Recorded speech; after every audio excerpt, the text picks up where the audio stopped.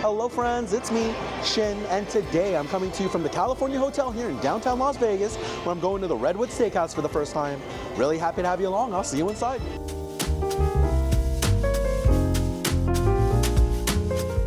All right, everyone, and here I am seated at the Redwood Steakhouse at the California Hotel in downtown Las Vegas. Now, this is a very beautiful steakhouse here at the California Hotel. Classic wood tones, intimate lighting, tables and booths for seating.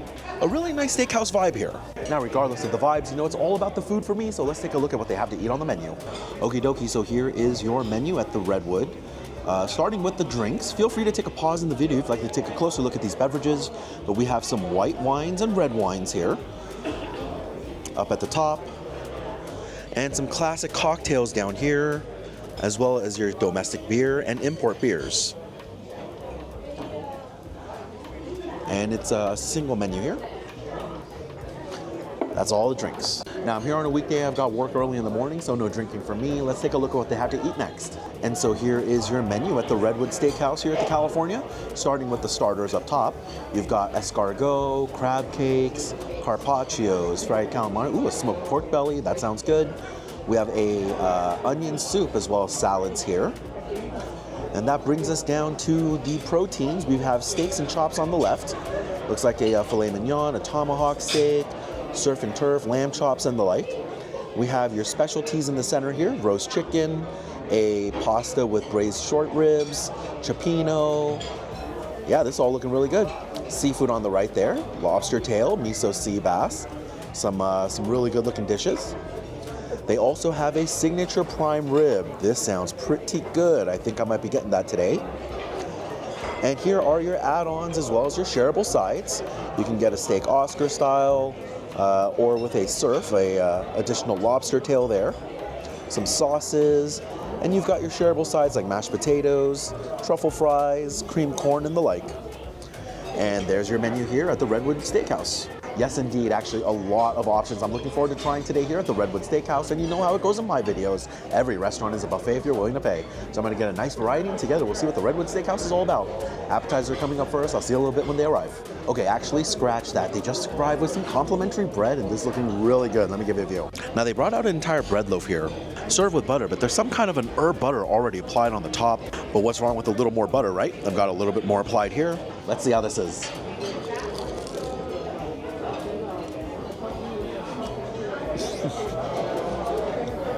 Oh, that is very good. This is an excellent bread loaf at a steakhouse. A magnificent crust on the outside. You have a little bit of a nutty flavor coming from the Maillard reaction in the bake, but there's a nice crisp to this crust, making for a satisfying crunch as you bite into the bread. You have an incredibly pillowy and airy center, very soft. I really like the texture of this bread. While I certainly got an additional richness from the butter that I applied, I don't think it really needed it, because there's definitely a garlic butter applied to the top of this loaf. It's really rich, very tasty, with that pungent garlic flavor really making itself known here. Has to be one of the best starter breads I've had at a steakhouse. This is really good. All right, everyone, so I'm gonna go and continue working on this bread, and then we'll do some appetizers next. Don't go anywhere, I'll be right back.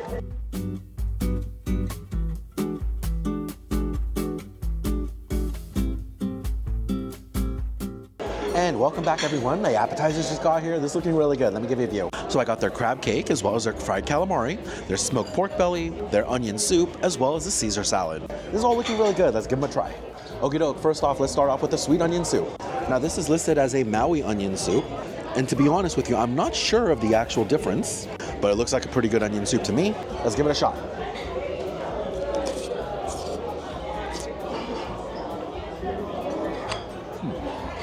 Oh, it's very tasty. Now, not exactly your typical onion soup.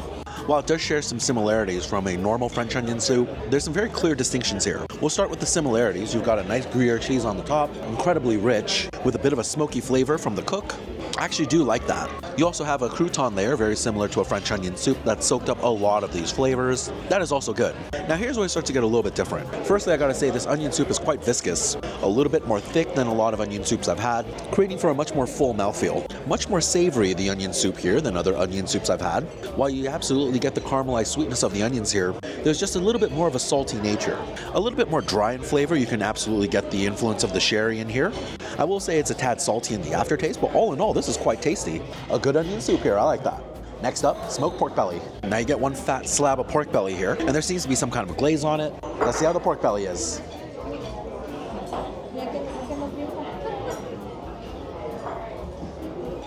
You know what, not bad. Now, firstly, I actually really like the texture of this pork belly. It is very soft. A lot of that fat has rendered well, leading to a soft gelatinous bite. I do like the cook.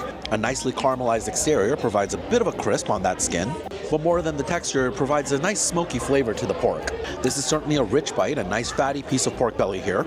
All of that is fine. The glaze is particularly sweet for my tastes.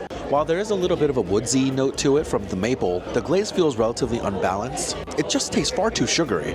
Thankfully, the smoky nature of the pork belly does counteract it a bit, but I do think the sweetness in this glaze can be toned down quite a bit. Certainly not bad, but I think if that glaze was a little bit more balanced, I'd like this a lot more.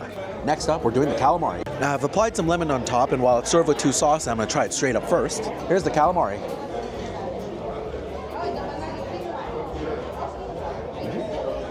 Oh, that's a very good calamari. I really like the recipe of the calamari here. Beautiful fry to this dish. Excellent crisp and crunch to that exterior, and it's a nicely seasoned batter also. A relatively simple spice blend with a nice kick on the back end. I do like the seasoning here. The calamari itself is very good. A nice bouncy texture to that squid with a nice mild flavor. All of this is very good. Now it is served along 2 sauces, a marinara sauce and a basil aioli. Between the two, I would definitely say the basil aioli is my favorite. The tomato sauce for the calamari here is very sweet for my taste. Personally, I would prefer a much more savory sauce. The basil aioli, however, is really great. It introduces a very nice rich layer when it comes to the calamari, and a beautiful floral note when it comes to that basil. All in all, a very good calamari dish. I'm a fan of that one. I would get that again.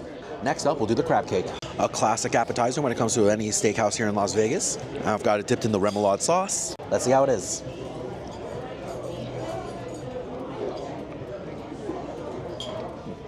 Unfortunately, I can't say I'm a big fan of this one. Now, starting with the positive, they've got a great cook here, excellent fry on the exterior, such a satisfying crunch biting into this. In general, this crab cake has also been well seasoned, nice amounts of salt and pepper here, and you do get a bit of a spicy sweetness when it comes to the roasted peppers in the dish. Now, unfortunately, you can see here that the majority of the crab cake is actually filler. I wouldn't even say this is a 50-50 ratio. I see a lot more filler than I see crab. And the flavor of the crab cake here does not betray the visuals. Unfortunately, that really nice briny sweetness that you're looking for from the crab is not all that present. The remoulade sauce here is quite good though, rich with a bit of a kick to it.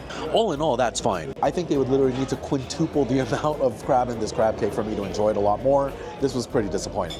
All right, everyone, and the last bite I'm trying from my appetizer round is going to be their Caesar salad. Those of you who watch the channel enough know that I don't typically get salads during my little buffets, but some additional greens just sounded right today. Let's give it a taste.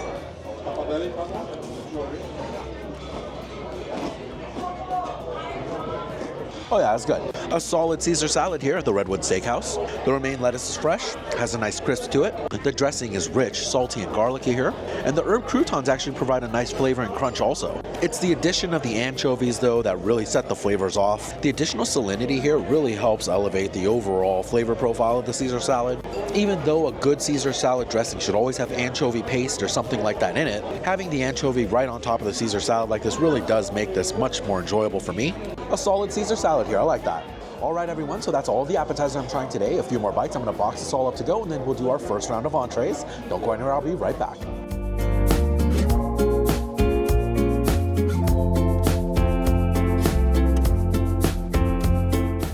And welcome back, everyone. My first round of entrees just got here. This is looking really good. Let me give you a view. I got their short rib pappardelle pasta as well as their cioppino, their roasted chicken, and their miso sea bass. Some really good looking dishes here. Let's give them a try. First off, we'll go on miso sea bass. Definitely one of my favorite dishes, and one of my go-to alternatives as a steakhouse if I'm not feeling steak. Let's see how it is.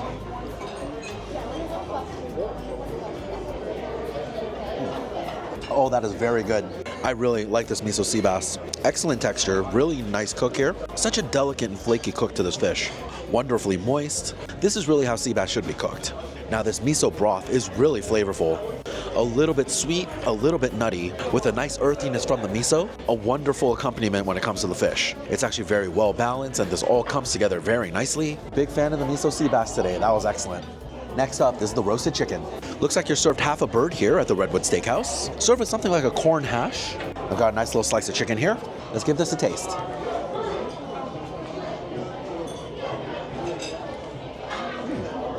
That is really good. This is an excellent chicken dish. A wonderful cook to this protein. Not only is the chicken meat tender and soft, but also incredibly juicy. I'm very impressed with how much moisture is retained in this meat. A nicely brined chicken also. You certainly get that natural chicken flavor here. The basics are 100% covered here. A really nice preparation. I'm a huge fan of the seasoning blend that they've used on this chicken. It's savory, smoky, and a little bit nutty on the back end as well. Salt, pepper, onion, and garlic are definitely present here, as well as I want to say some smoked paprika, and perhaps a little bit of cumin also. This in general has a bit of a Cajun influence to it. Really nice flavors and an excellently cooked chicken here. All comes together well. I'm a fan of that chicken dish. This is good. Okie dokie, next up, the short rib pappardelle. Very nice looking pasta dish here. I got both short rib and pasta on the fork. Let's give it a try.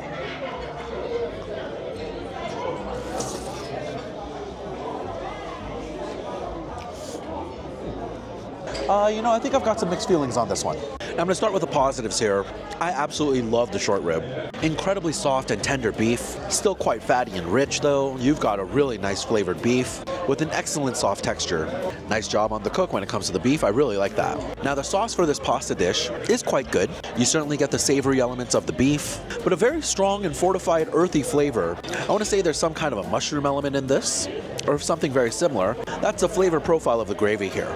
Now, unfortunately, I can't say I'm the biggest fan of the pasta today. It's a very far throw from al dente. I wouldn't even say this is firm. It's incredibly soft, almost to the point of being mushy. The texture of the pasta actually leaves a lot to be desired here.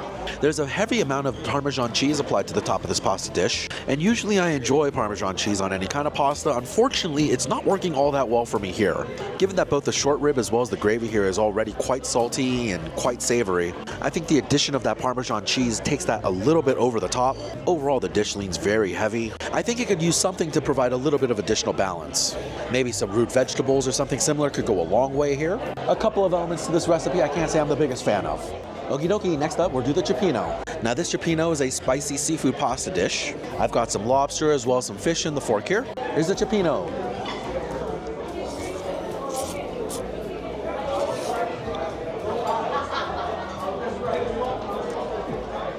Yeah, it's pretty good. Right off the bat, I'm actually enjoying this a lot, given that the pasta here is actually quite firm. Having a little bit of chew there really helps with the texture of this cioppino soup, so I'm already enjoying that a lot. Now, when it comes to the broth of the soup, I think it's quite good.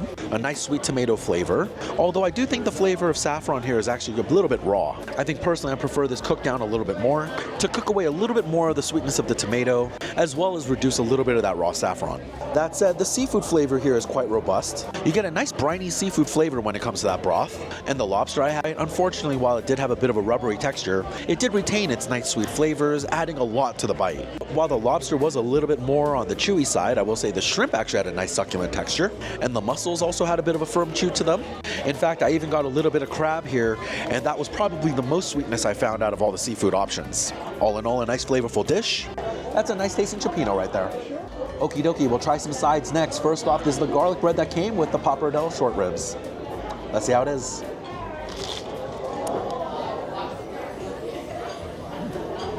That was good. I think this might actually be the same bread loaf that I had earlier before our appetizers arrived, and I'm finding myself enjoying this a lot when it's more toasted. A nice richness here, a lot of garlic butter slathered on this bread, and the pungent garlic flavor certainly comes through also. A perfectly good side to the pasta here. I enjoyed the garlic bread today. Next up, the corn hash. This was the side that was served with the roasted chicken, and the chicken was actually served on top of this hash. Got a nice forkful here. Let's give it a try.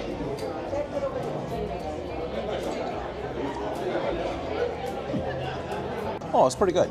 A relatively flavorful hash here. Nicely cooked potatoes. They're fork tender, soft all the way through, as well as all the other elements. The corn, the peppers here are also well cooked. A well-seasoned side here. Nice amounts of salt and pepper have been applied so that you get the nice starchy flavors of the potato, as well as that spicy sweetness from the peppers here. A nice natural sweetness from the corn is working well. But what kind of brings it all together is a smoky salinity coming from some bacon. This bacon corn potato hash actually works together very well, and I would say it actually complements that smoky chicken flavor also. A perfect side for that chicken. A solid potato side right there. All right, everyone. Now the last dish I'm trying from this first round is going to be the side that came with the miso sea bass. This is the bok choy. Let's see how it is.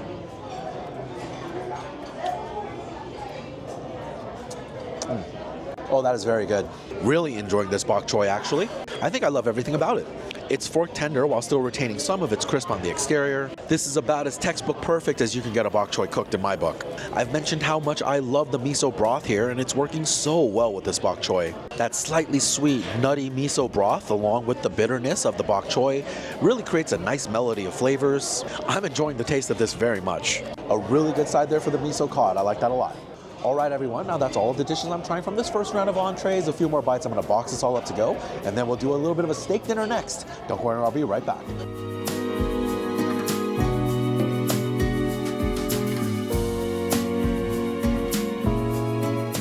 Welcome back, everyone. Now it's time for a steak dinner. This is looking really good. Let me show you what I got. So I knew I had to try the prime rib today, but I also wanted to try a cut of beef I haven't had in a while, which is the filet mignon. And for sides today, I decided to go in on their mashed potatoes as well as their cream corn. Oh, this is looking really good. Let's give it a try. First off, the filet mignon. Now, typically when I've done a lot of my steakhouse reviews, I've been opting to go after ribeye steaks. And so I thought a filet sounded really good today. And I typically get my filets rare, although cutting into this is looking a little bit closer to medium rare. Let's see how it is.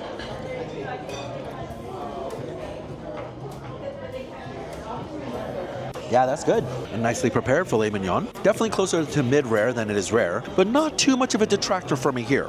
Now, filet mignon by nature is a little bit more of a lean cut, so you don't have an ultra-rich flavor here, but the steak itself has been basted in butter. You do get a nice richness from that, and in general, a nice beefy flavor. A very tender cut of beef here. I do like the quality of the meat, and the filet has been seasoned simply but generously. And you do get a little bit of a smoky flavor from the grill in the aftertaste here. A quality filet mignon here. That's just fine. Next up, prime rib. Now, I got their gambler's cut, which is an 18-ounce cut. I got mine prepared medium rare, and while it's served with horseradish, we'll try it straight up first. Prime rib time.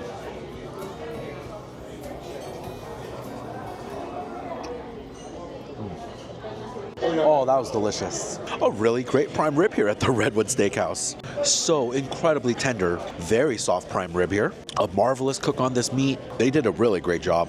Not only is it tender, it's incredibly moist and juicy. And I imagine that has to do a little bit with the jus that it's sitting in. Now, I say jus, but this might just straight up be beef drippings. It has a very concentrated flavor. Incredibly savory and beefy.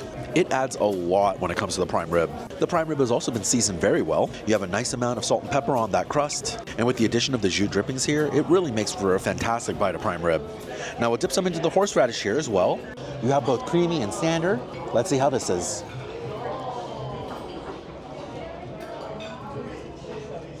Oh, that is so good. The prime rib on its own was already fantastic, but with the addition of that spicy horseradish, I can really appreciate some great flavors here. That extra kick, that extra spice, really helps to create a dichotomy between the savory nature of the beef, as well as the spicy flavors of the sauce. Having a flavor to contrast against that savory beef actually helps you to appreciate even more of the flavors here. I gotta say, this prime rib is really good. I'm enjoying this a lot. I can't remember the last time I enjoyed a prime rib this much. This is really good. Alrighty, a couple of sides to go on next. First up, the cream corn. A very interesting looking cream corn here. I'm not entirely sure what this blackish sauce on the top is, but I have a nice spoonful here. Here's the cream corn.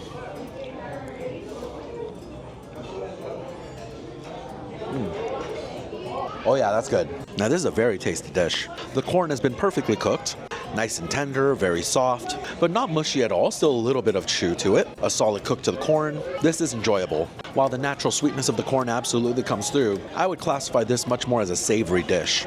The cream sauce here is incredibly rich, with a bit of a smoky salinity to it. A hint of richness and sharpness as well. I think there's some cheese in this cream, and a hint of spice in the aftertaste also. Now the kind of blackish liquid on top is a balsamic vinaigrette, and there's just enough here where if you mix it properly, it provides a little bit of a sharp tang. It balances wonderfully with the rest of the cream corn. It's very good. A very tasty side here. I like that a lot. All right, everyone, and the last bite I'm trying from my steak dinner round is gonna be the mashed potatoes. Pretty standard looking mashed potato here to me, and I've got a nice big spoonful mashed potatoes.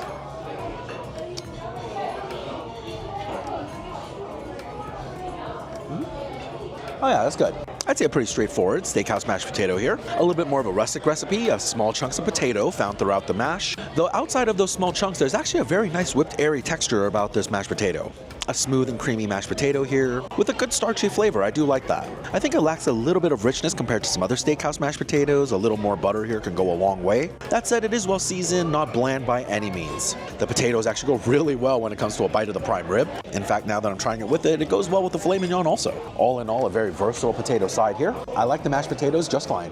All right, my friends, now that's all of the food I'm trying today. I'm actually really stuffed, so I think just a few more bites. I'm gonna box this all up to go, and then we'll do some dessert next. Don't go anywhere, because sweets are coming up.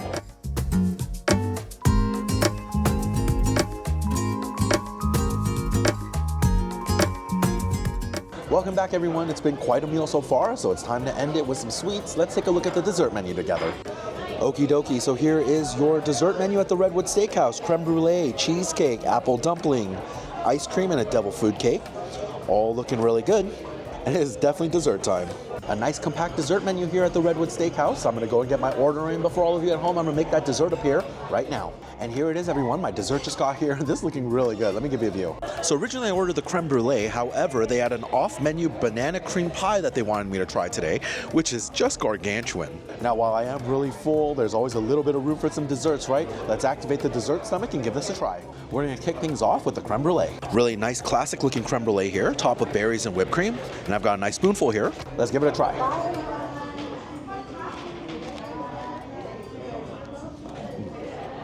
Very good. Excellent creme brulee here. You've got a silky smooth custard here, a wonderful texture, velvety soft, with a beautiful creamy sweetness. You absolutely get the flavor of vanilla coming through. This is just a very enjoyable creme brulee flavor. A fantastic torching of the top. You have a nice caramelized sweetness here. A little bit of that nutty flavor in conjunction with that super sweet custard really comes together well. You have some very nice fresh berries here and an airy sweetness coming from the whipped cream. This is an enjoyable creme brulee. I like this a lot. A great start to my dessert round. That was good. All right, everyone. Now the last bite I'm trying for my meal tonight is gonna be their banana cream pie. Now, as mentioned, this is an off-menu item, and I believe they mentioned that they're looking at adding this to the menu. The slice is just absolutely gargantuan. I'm curious to see what the entire pie looks like at this rate, but we'll start with the bite first. Let's see how it is.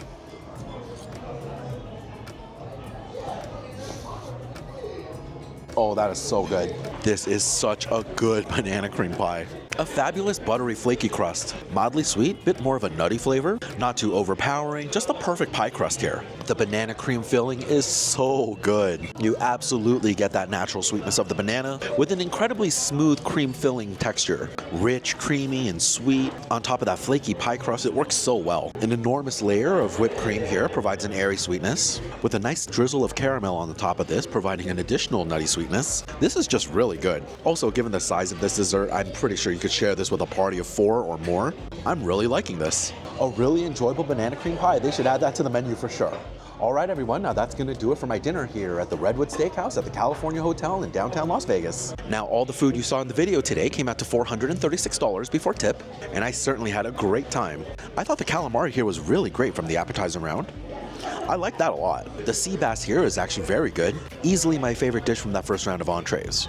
All said though, my favorite dish from the entire night has to be the prime rib. They have an excellent prime rib here at the Redwood Steakhouse. It's really good. And while it may not be on the menu, if they do add that banana cream pie, it is certainly the way to go. I had a lot of fun with that one. If you're staying here at the California Hotel, or if you're in downtown looking for a steakhouse experience, this is what you can expect at the Redwood. All right, everyone, now that's going to do it for this Saturday video, where I continue my quest to vlog every restaurant on the Las Vegas Strip, as well as downtown on Fremont Street. Coming this Tuesday, I'm going to be returning from a much more local place here in the Valley. Make sure you come back for that one. Thank you so much for watching. Have yourself a great weekend, and I hope you enjoy Vegas with me, Shin. Bye.